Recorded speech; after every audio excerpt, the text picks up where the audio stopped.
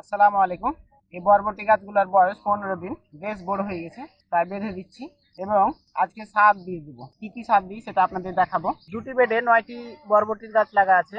এই গাছগুলোতে এখন সার দিব। তার জন্য গাছের গোড়াতে আমরা ঘাই তৈরি করব। ঘাই তৈরি করে আমরা সারগুলো দিয়ে দিব। এখন আমরা ঘাই তৈরি করি। বিসমিল্লাহ। এভাবে গাছ থেকে মোটামুটি 6 থেকে 8 আঙ্গুল দূরে ঘাইটা তৈরি করে দেব। তৈরি করে আমরা সার দিয়ে দেব। একটা বেডের ঘাই তৈরি করা কমপ্লিট। আর একটা বেডের ঘাই তৈরি করব, আসেন।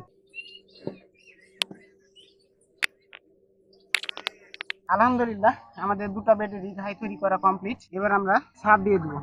কি কি সার দিচ্ছি চলেন দেখাই। আমরা প্রতিটা বরবটি গাছের জন্য ইউরিয়া দিচ্ছি 7 গ্রাম, ডিএপি দিচ্ছি 15 গ্রাম, পটাশ দিচ্ছি 4 গ্রাম, থিওবিট দিচ্ছি আমরা 5 গ্রাম, জিঙ্ক এবং বোরন সামান্য কিছুটা দিয়ে আমরা এটা মিক্স করে আমরা ঘাই দিয়ে দিব। ঘাই দিয়ে আমরা জৈব সার অর্থাৎ গোবর সার দিয়ে ঢেকে তারপরে মাটির চাপান দেবো। বিসমিল্লাহ। গোবর সার দেওয়ার পরে আমরা মাটি দিয়ে এটাকে ঢেকে দেবো। আলহামদুলিল্লাহ, বরবটি গাছে সার দেওয়া কমপ্লিট। সার দেওয়ার পর আমরা পানি দিব না, অবশ্যই 24 ঘন্টা অথবা 48 ঘন্টা পরে পানি দিতে হবে। আসসালামু আলাইকুম।